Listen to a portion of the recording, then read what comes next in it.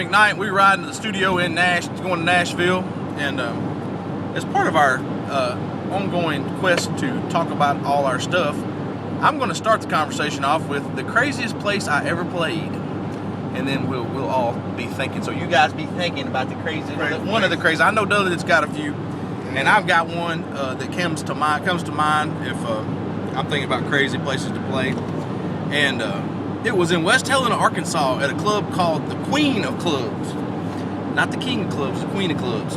And me and my good buddy Bobby Bogdell played down there one night about 2006, I guess. And this place was wild. It was a private club, and there's a bunch of things that happened that night. We were there playing for an event for the King Biscuit Blues Society, and first of all, the place never closed, and it stayed open 24 hours a day, or it stayed open all night. They didn't have a last call. And there was another band there from Austin, Texas, playing in the same event we were at, and they got a little bit tipsy and started talking stuff to the big old Arkansas redneck boys that were in the club, and we kind of tried to help them not get beat up in there.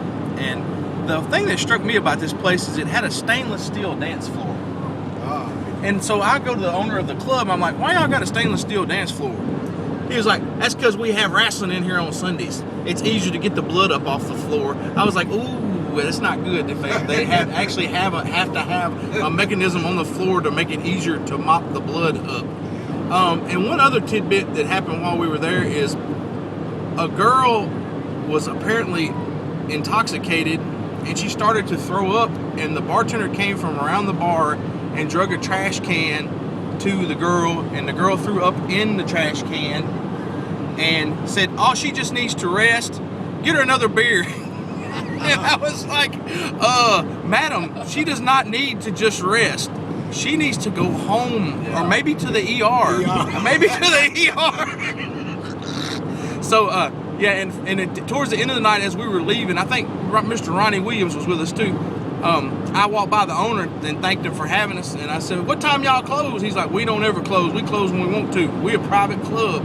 We do what we want. So that was my story about one of the craziest places I ever played, and that was in West Helena, Arkansas. Later.